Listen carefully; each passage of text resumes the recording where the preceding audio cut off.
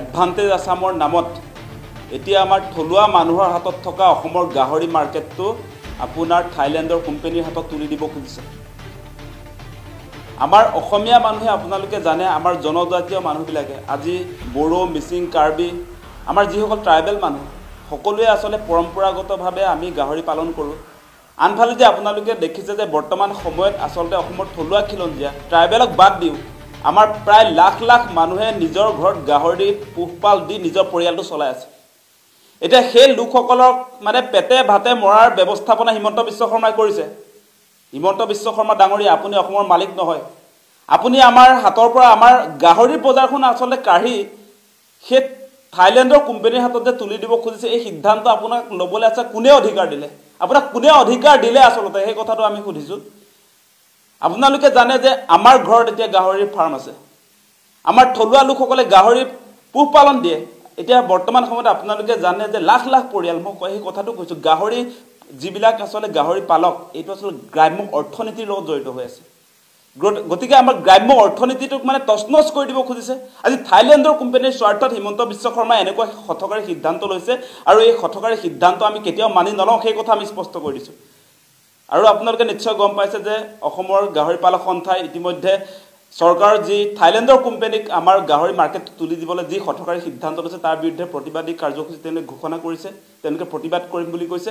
গতিকে সেই প্ৰতিবাদী কাৰ্যসূচীক আমি কৃষক মুক্তি সংগ্ৰাম সমিতিয়ে সমৰ্থন কৰিম আৰু তেওঁলোকৰ লগত আমি থিয় দিম।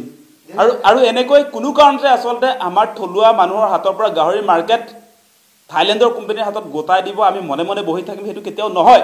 সেইটো হ'বলৈ নিদিওঁ আমি কোনো কাৰণতে হিমন্ত বিশ্ব শৰ্মাক আমি মালিক বনাই থোৱা নাই। কিন্তু তেওঁ মানে আপোনালোকে দেখিছে এডভান্টেজ আসাম পতাৰ নামত এফালৰ পৰা আমাৰ যিবিলাক ৰাজহুৱা খণ্ডৰ যিবিলাক সম্পদ সেইবিলাক বহিৰাগত যিবিলাক বিদেশী কোম্পানী তাক তুলি দিছে। যোৱাবাৰ যি এডভান্টেজ আসাম 1.0 সেই এডভান্টেজ আসাম পতাৰ সময়ত আপোনালোকে দেখিছিলে যে খানাপাৰা যি পশু চিকিৎসা মহাবিদ্যালয়ৰ যিটো খেলপথাৰ তাতে দেশী বিদেশী প্ৰায় 4,000 উদ্যোগপতি তাত জমা হৈছিলে। তেওঁ সপোন দেখুৱাইছিলে অসমৰ ৰাইজক যে অসমত এবাৰ ইণ্ডাষ্ট্ৰী হ'ব, অসমত উদ্যোগ তেওঁ প্ৰতিষ্ঠা কৰাৰ কথা কৈছিলে আৰু সেই উদ্যোগত অসমৰ আমাৰ যুৱক যুৱতীসকলে অসমৰ মানুহে তাত কৰ্মসংস্থাপন পাব তেনেকুৱা সপোন দেখুৱাইছিলে। এতিয়া আমি প্ৰত্যাহ্বান জনাইছোঁ হিমন্ত বিশ্ব শৰ্মাক। হিমন্ত বিশ্ব শৰ্মা ডাঙৰীয়া আপোনাৰ সেই 4,000 মানুহে 4,000 যি উদ্যোগপতি অসমলৈ আনিছিলে সেই এডভান্টেজ আসামৰ জৰিয়তে কেইটা ইণ্ডাষ্ট্ৰী আপুনি প্ৰতিষ্ঠা কৰি তাৰ উত্তৰটো প্ৰথমতে দিলক। আপুনি 100 কোটি টকা যে ৰাইজৰ পৰা চলাট কৰি দিলে, 100 কোটি টকা যে মাৰি দিলে, তাৰপাছত কোনটো ইণ্ডাষ্ট্ৰীত কেইজন আমাৰ অসমৰ থলুৱা খিলঞ্জীয়া যুৱক যুৱতীয়ে চাকৰি কৰি আছে সেই তালিকাখন প্ৰথমতে প্ৰকাশ কৰক আপুনি। এনেকৈ এডভান্টেজ আসাম পাতিছে বুলি এতিয়া যে দেশে বিদেশে যে ঘূৰি ফুৰিছে অসমৰ ৰাজকোষৰ টকা যে খৰচ কৰি আছে সেই টকা খৰচ কৰি তেওঁ ইয়ালৈ মানে আপোনাৰ বিদেশী যিবিলাক কোম্পানী সেইবিলাক আমন্ত্ৰণ জনাইছে আৰু অসমৰ সম্পদবিলাক তেওঁ মানে বিক্ৰী কৰিব সেই কাৰ্যসূচীয়ে কৰে। আপোনালোকে দেখিছে যে যোৱাবাৰ এডভান্টেজ আসাম 1.0ৰ পাছত আমাৰ যি আন্তঃৰাষ্ট্ৰীয় লোকপ্ৰিয় গোপীনাথ বৰদলৈ আমাৰ লোকপ্ৰিয় গোপীনাথ বৰদলৈ যিটো আন্তঃৰাষ্ট্ৰীয় বিমানবন্দৰ সেইটো আদানীক তুলি দিলে এডভান্টেজ আসাম পাতি।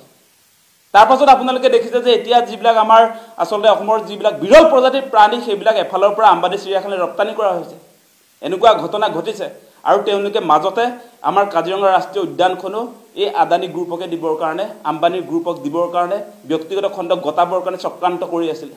আমি প্ৰতিবাদ কৰাৰ কাৰণে যেনিবা সেইটো নিদিলে আৰু মাজতে আপোনালোকে নিশ্চয় দেখিছে যে এই অসম ৰাজ্যিক চিৰিয়াখানাৰ লগত চুক্তি কৰি আপোনাৰ 4টা বন্যজীৱৰ কথা উল্লেখ কৰিছে কিন্তু আপোনাৰ 66টাৰ খবৰ ইতিমধ্যে আম্বানীৰ বান্তাৰা কৰ্তৃপক্ষ ইতিমধ্যে ৰাজহুৱা কৰিছে।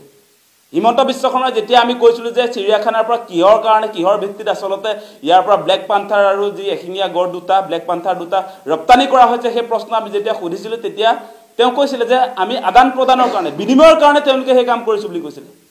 আজি আপোনাৰ বান্তাৰা চিৰিয়াখানাৰ পৰা কেইটা ইয়ালৈ জীৱ আনিব পাৰিলে? গতিকে এনেকৈ এডভান্টেজ আসামৰ নামত এনেকৈ অসমক ধ্বংস কৰিবলৈ নিদিওঁ সেই কথা আমি স্পষ্ট কৰিছোঁ। যদি মুখ্যমন্ত্ৰী হিমন্ত বিশ্ব শৰ্মাই নিজে যিহেতু গাহৰি নাখায় গতিকে সেই গাহৰিৰ মূল্য হয়তো বুজিবও নোৱাৰিব পাৰে। গতিকে এই গোটেই বিষয়টো আচলতে গাহৰি নাখায় আৰু টকা লাগে নেকি মানে সেইটোৱে এতিয়া 3,000 কোটি টকাৰ যিটো চুক্তি বুলি আমি যিটো খবৰ পাওঁ 3,000 কোটিৰ এটা চুক্তি কৰিছে বুলি কৈছে। সেই মাৰ্কেট গাহৰিৰ যিটো বজাৰ সেই বজাৰটো থাইলেণ্ডৰ কোম্পানীক গোটাই দিছে।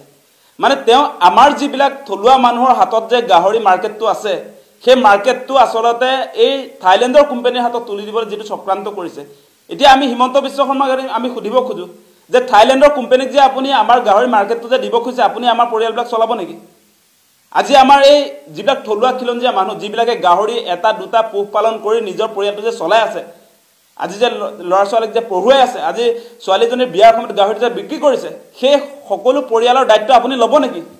এনেকৈ আমাৰ থলুৱা মানুহৰ হাতত থকা যিটো বজাৰ, সেই বজাৰটো আপুনি কাঢ়ি আনি নিজৰ পকেটৰ স্বাৰ্থত আপুনি এই থাইলেণ্ডৰ কোম্পানীবিলাকৰ পৰা আপুনি পইচা ল'ব, তাৰপাছত আমাৰ হাতৰ পৰা এই যিটো আপোনাৰ গাহৰি মাৰ্কেট সেইটো আপুনি থাইলেণ্ডৰ কোম্পানীক তুলি দিব, আমি মনে মনে বহি থাকিম, সেইটো কেতিয়াও নহ'ব।